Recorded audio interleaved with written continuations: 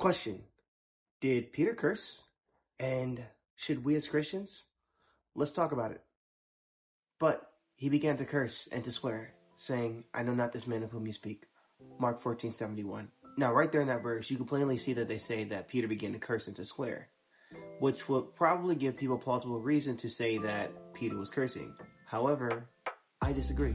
Now, the way that the sentence structure is set up, it's not necessarily saying that he was cursing at people, but he began to curse. Now, maybe I'm splitting hairs, but if we go back to the original text, I'd be hard-pressed to believe that they're saying that Peter was using profanity or cursing. So Matthew was written in Greek, and if you check out the word corrupt in your concordance, you'll see the word anathematizo, or anathematize if you do a quick Google search. Now, I don't know if I said those words right, but we here. So the word means to devote to destruction or to declare oneself liable to the severest divine penalties. So Peter could have been talking crazy, just like, man, I'd die if I know him. I don't know. I hope Peter ain't talking like that. But that's one of the things it could have been saying, or he could have been using the Lord's name in vain. So yeah, the verse does say he began to curse and to swear, which is most likely why people say that he was using profanity or he was cursing to set himself apart from God or Jesus, which that last part is true. However, now mind you, when I say these things, I want to let you know that I'm not an English major, I'm not an English teacher, and my profession doesn't really involve anything linguistics.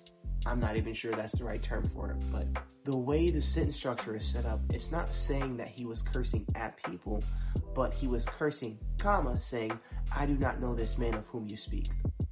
Make sense? However, as I stated before, I do not believe that Christians should use profanity. Even though we as Christians skate around the idea of profanity being a sin or not, using foul language can confuse the outside world of our salvation, which would be bad if we're supposed to be fishers of men. So that being said, here are some scriptures that I think will be better for making the claim that Christians should not use profanity.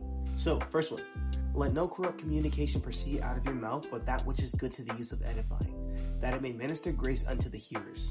So if anything, I think that verse goes even further than just using profanity. Things like crude humor or sexual jokes probably shouldn't be coming out of our mouths. And I'm guilty of this too. Like, I'm not just telling you, like, you need to repent. I always picture like the Pharisees that just like, you sinner. Anyway, but I'm not just sitting here. So I'm also guilty of this too. I'm not just sitting here telling you this because I'm holier than thou. Like, this is something that I'm telling to myself as well. So I'm not like just saying it at you. I'm with you. The thing about Ephesians is that it's also written in Greek.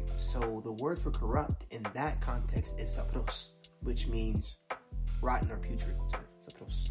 Gotta put your pinky out. So if you look at the second definition, after of poor quality, you'll see the word bad.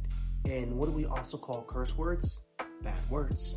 So I feel like that really does a good job at hitting the nail on the head of not using profanity. Make sense? Second one. Neither filthiness, nor foolish talking, nor jesting, which are not convenient, rather giving thanks. Now, it's the same kind of deal as the first one, but what I like about this one is saying that it's legit not convenient. Like, God was looking at it saying, how are you going out your way, but go off. Third one, out of the same mouth proceedeth blessing and cursing. My brethren, these things ought not to be so. James 3:10. This verse really highlights how black and white God is about right and wrong, even though we as humans are shaded gray. Yah loves us dearly, and he knows our hearts. However, he or his law will never change. So, in conclusion, did Peter curse? Yeah, he did. Just not in the way that we think. And should we as Christians? I'd say no. Let's show the world why we're set apart and truly be fishers of men. Thanks for watching, and if you enjoy this content, make sure you like and subscribe. I love you. Peace out.